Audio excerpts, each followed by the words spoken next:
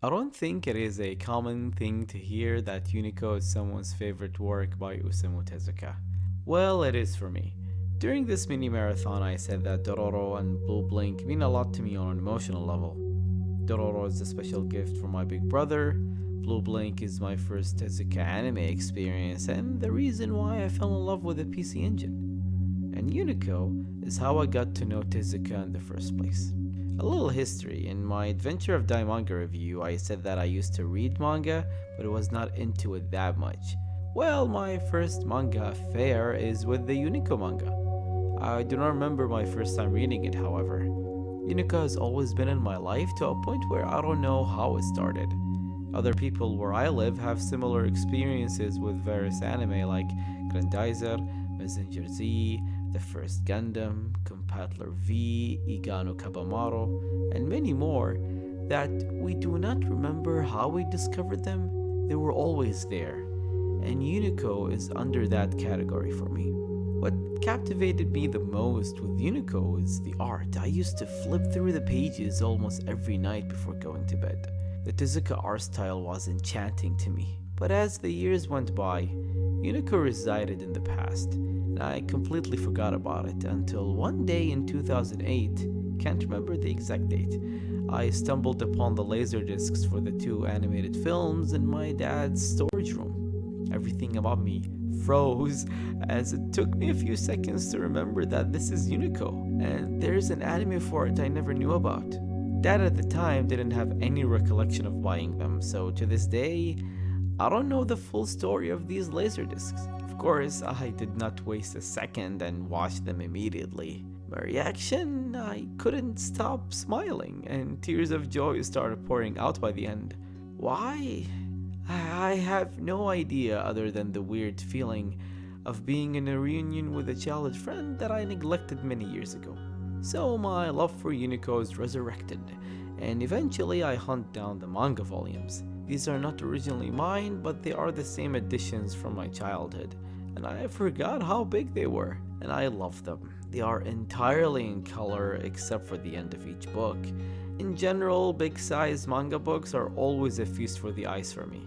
Later in 2018, my friend imported this Western Blu-ray of the films, and it is the best way to experience them. But I have some issues with this Blu-ray. There are no extras like interviews or behind the scenes, just a trailer and the TV short. I don't know if this is a common thing in Western anime releases, but I'm used to getting extras with bonus packagings. This is just bare bones. The good thing is that the remasters are gorgeous and show the true potential of these films.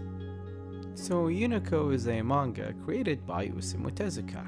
The manga ran from 1976 till 1979, and it is 8 chapters in 2 volumes. Then in 1979, it received an anime short for a possible TV series that did not see the light of day. Unico later on graced itself with 2 animated films produced by Sanrio and the animation by Madhouse. The first movie came out in 1981 and the second in 1983. The producer of the films is Masao Moriyama, the co-founder of Studio Madhouse. The scriptwriter is Masaki Tsuji, a pioneer of his craft. He is the writer for the original Astro Boy anime and most of the Tezuka adaptations. He's also a writer for other anime classics that are personal favorites of mine, like Go Nagai's 1972 Devilman, the original, the beautiful Cutie Honey, and the underrated Giant Gorg. The story starts with a unicorn giving birth to multiple babies, and there is a special one between them, and he is called Unico, who has a special gift of making anyone happy and grant their wishes, basically unlimited potential of good things. The gods, however, are not enthusiastic about it. They are filled with anger, envy, and believe that happiness should be a result of hard work rather than given. So they feel insecure because they think people will stop taking gods seriously. So they ask the West Wind goddess to exile Unico away from any form of civilization onto oblivion. The thing is, she has grown to love him and couldn't do that, so she dropped him on an abandoned island. She wasn't worried because Unico would be alone there, as so she thinks. Meanwhile, the gods discover the disobedience of the west wind and hire the night wind goddess to finish the job. That is when the fate of Unico begins. Whenever someone finds him, the west wind must take him across space and time away from the night wind while resetting his memories at the same time. Unico, of course, is in a state of depression whenever he leaves because he always falls in love with the people he encounters. That is the structure of the story. Unico arriving at a new place, goes on a journey and meeting new companions, then the goddess takes Unico away and erasing all of his memories. And the cycle goes on for essentially eternity, so it is sad when it happens. The first movie has two separate adventures that are linked together by the end, and they are a loose adaptation of chapters 3 and 8. The second movie is one big adventure that is an original story with an exception of one character from the manga being put in the mix. So in total, there are 3 stories in the 2 films and treated like one big film, as the second one does not explain or recap on what is the deal with Unico. And I love the format of the plot because of the endless possibilities. Each tale feels drastically different that it never gets boring to me. They are ranging from small-scale intimate stories to over-the-top big adventures. The first storyline is about learning Unico's innocent persona and the way he wins the hearts who are around him. That is how we discover that it's not just his powers, he is earning the affection he receives. The second story explores Unico's unlimited abilities and their use for the sake of love and friendship. The third segment, which is the second movie, is the ultimate test for Unico with the most prominent threat yet, accumulating everything we know about this magical unicorn and pushes him to the limit. The metaphors are the highlight of Unico's narrative. A simple problem has a multitude of layers when observed. You have the gods ironically being ignorant of Unico's effect on people, as they see it on a superficial level when it is not. It's funny that those supposed perfect beings hate a baby unicorn. They even argue on what they are supposed to think, making them slaves for their ideals. On the other hand, we have devil characters that think outside of the box and realize that they can be good and shouldn't stay evil just because they are supposed to be, creating their own path of being an individual and not follow into their ancestors' footsteps. And yet the gods couldn't do that. Also, the theme of this constant evil roaming the world and Unico is the one who stops it, not the gods? As if Unico wants to cleanse the world while the gods refuse to do that. There is the idea of wishes coming true have some consequences in them, pushing the term of be careful what you wish for. We see characters think that materialism can make people happy and forgetting that sentimental value is what matters. But the subject matter that is unforgettable for me is showing the dark side of humanity and their need to dispose of anything old, not caring about the past, destroying nostalgia and emotional connections we have with things that made us happy. That theme led to the creation of the second movie's antagonist as he embodies that concept. It clicked with me instantly because that is how I rediscovered my love for Unico. If I fall victim to this mentality, I will dismiss Unico solely because it is an old anime or manga.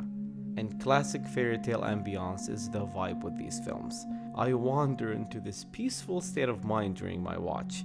Adorable settings can turn into a darkly magical world in an instant to stimulate the difference between good and evil. The entire mood is overflowing with heart and emotion that channels perfectly into the characters. The main character Unico is mostly responsible for the majority of the cuteness in the series. The story never lets you overlook the fact that Unico is a baby. Simple terms may confuse him as he doesn't know what they mean. He is as innocent as a toddler because in a sense, he is. He wins over everybody because he only perceives the good in things. His mind is never corrupted by what life has to offer. Like a newborn baby, he is pure. Throughout our younger years, we always think of becoming doctors or firefighters, things that make us help people and be heroes. And Unico sees his powers precisely like that. He acts like an angel more than the gods themselves, and made the West Wind be what she is, an angel. He is what the perfect beings like the gods inspire to be. It is why when Unico brings joy and happiness, it is a slap in the face for those who doubt him or see him as a threat. and it is cathartic and magical every time. All supporting characters help elevate Unico to be one of the most beloved characters ever graced the screen. The baby devil, Chow the kitten, the endearing cherry, and the mysterious Torobi, who is voiced by my favorite voice actor, Shuichi Akita. All of these characters are the source of the mission metaphors. They all begin with a problem, and by the end, they are reborn as better beings thanks to Unico. And surprisingly, they all share the same solution even though they have different issues. But by far, my most beloved character in the entire story is Chow. Yes, I love her more than Unico. Everything that comes out of her mouth is funny and adorable. Chow's story is my favorite Unico adventure, and I'm going to praise the hell out of it right now. It is the second act in the first movie and the third chapter in the manga, the most classic fantasy segment in all of Unico's stories. It is a standard fantasy tale, but done correctly. The setting hits home as this forest is beautiful. Something about my taste that I noticed throughout the years is that forests are vital to me in a fantasy animation.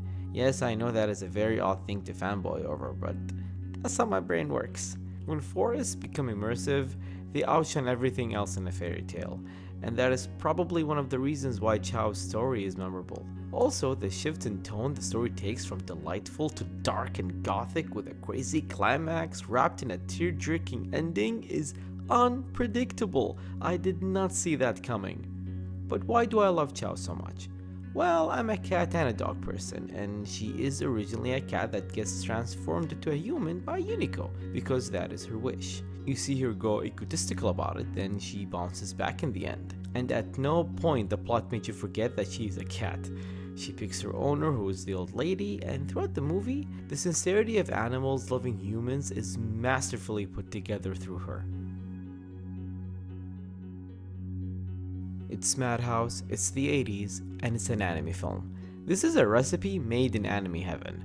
The world is colorful to complement the fairy tale setting and gives you a Hans Christian Andersen atmosphere, especially in Chow's story. The forest, the cabin, and the gothic castle. This is how I want my fairy tales to look. The uncanny appearance of the Island of Magic is what fantasy stories need sometimes to show that this is something out of this world in a bizarre way.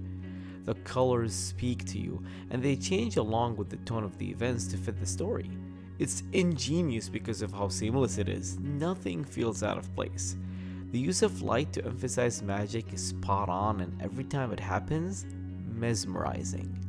The animation coincides well with everything and goes insane by the end of the two movies. Epic moments need epic animation, and that is what Madhouse did. They used their animation magic when the story required it while keeping it smooth and beautiful for the rest. When Madhouse goes full gear, they produce timeless looking animation that stands the test of time, and I'm glad they handled the anime adaptation of Unico. My love for the manga did not change over the years, but since I reread it after the anime, my perspective is different a little. First of all, the color art is a thing of beauty, and it captures you from the first page. No wonder it caught my attention when I was a kid. It is drawn to perfection. The diverse settings from cities, forests, creatures, and characters give this manga an entertaining read that will never get stale. How about the story? What are the differences from the anime?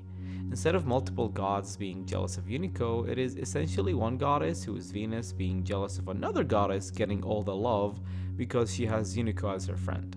So she decides to kidnap Unico and orders the wind spirit to exile him.